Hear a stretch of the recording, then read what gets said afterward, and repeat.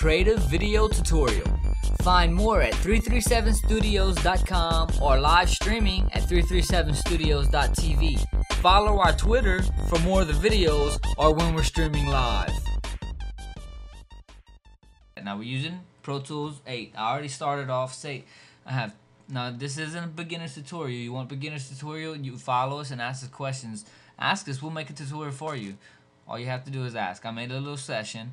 It has 3 songs. Pretend this is my album. Now that's track 1, this is track 2, and this is track 3, obviously. Okay, now say first we want to make sure the levels are perfect. Okay, I'm gonna close this up. The first thing I'm gonna be teaching you is these shortcut keys. Hold Control Shift N because we're gonna make one new stereo master fader.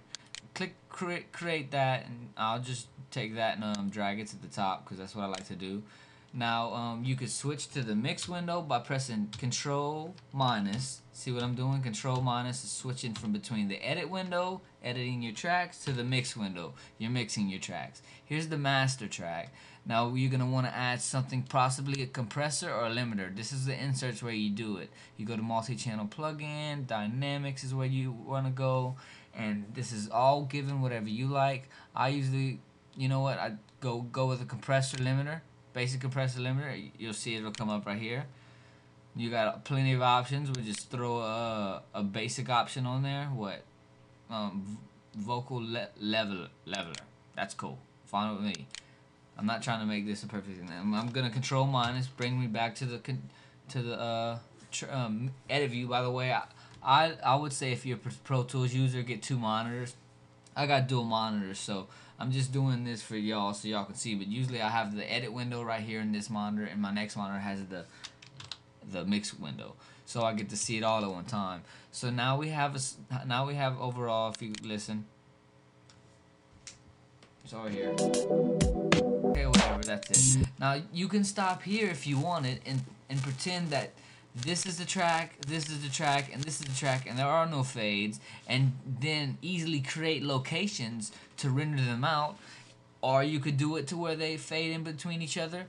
Either way, we're going to use memory locations. You go up to Window, memory locations, or Control 5. I'm just going to press Control 5. Control 5, I like it.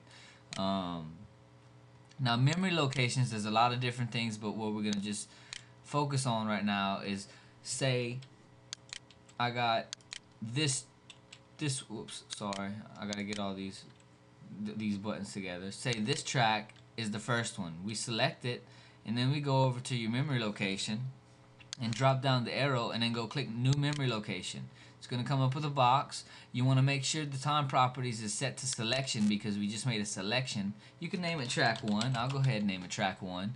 You could change the zoom properties, height properties, showing and hiding of certain tracks, what groups are enabled, your window configuration. This is all set. So say if you making a song and you're meticulous and you got this chorus that you're still working on, and you have your view and zoomed and set up and only showing certain tracks that you want to see, well then you can make a memory location for that, and then later on go back and look at everything else, and anytime you want to make a change to that and see it in the same view, click that memory location and it'll go right back to that.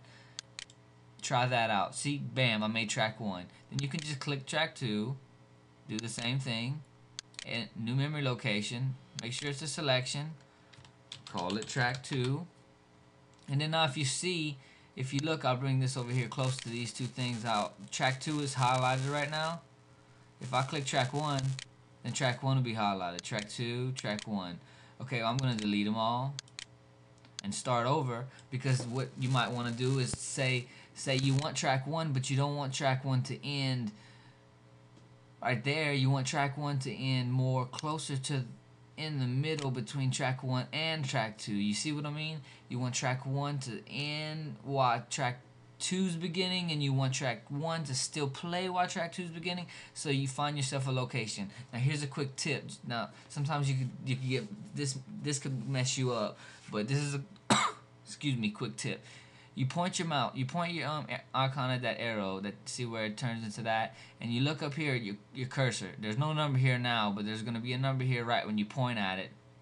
You make sure you know what that number is.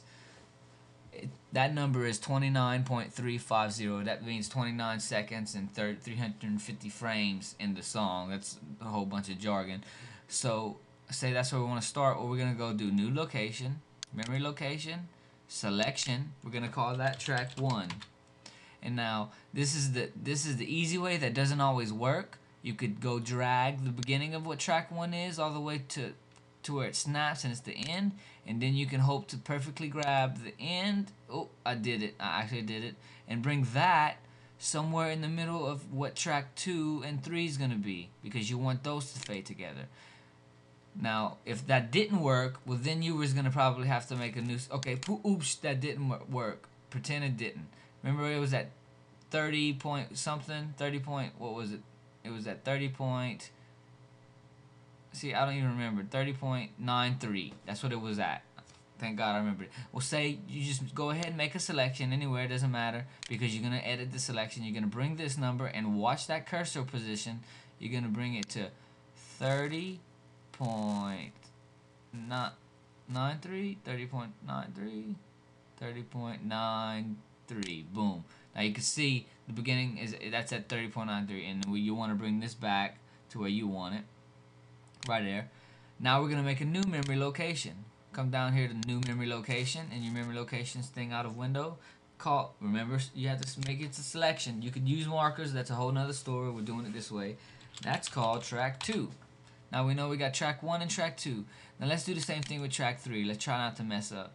It should be kind of easy, right? You just drag the selection over, and then take the other one and drag it over. Yeah, you drag it to the end. Now, it's a little hard to know exactly where the end is. See where we're looking to try to make sure we're perfect. So you can, holding Alt, whoops. Well, I just screwed that up. Let's bring this back. Holding Alt zooms in when you scroll your time bar, and then holding Shift moves over.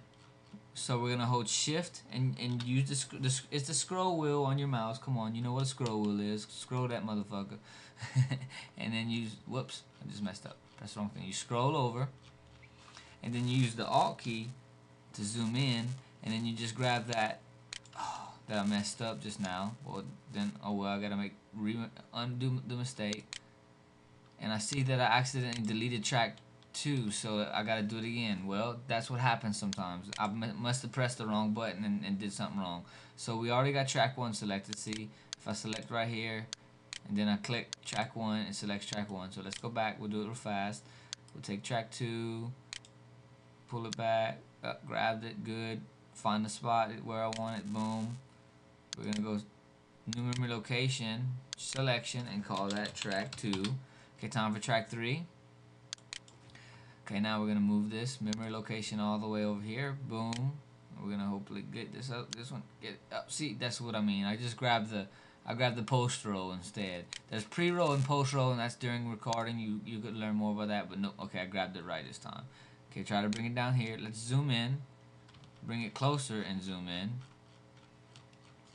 I don't know why. On 8.0, the scrolling speed from holding Shift and scrolling over is a lot slower than it used to be. So let's zoom. I don't know why. It's being a butt ass. Whatever.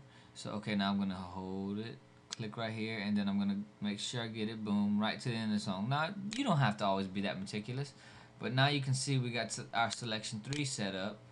So we're gonna make sure to save that new memory location as a selection, call it track 3.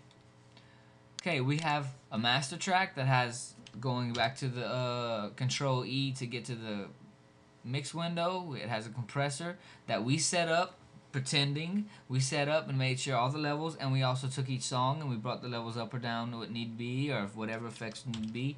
That's for y'all Pro Tools enthusiasts out there that y'all need to learn, practice, play with it. So we got track 1, track 2, and track 3. Now it's time to mix them down. All you do is click track 1, it highlights it, go to File, Bounce, Disc, set yourself up and bounce it to disc, call it track 1.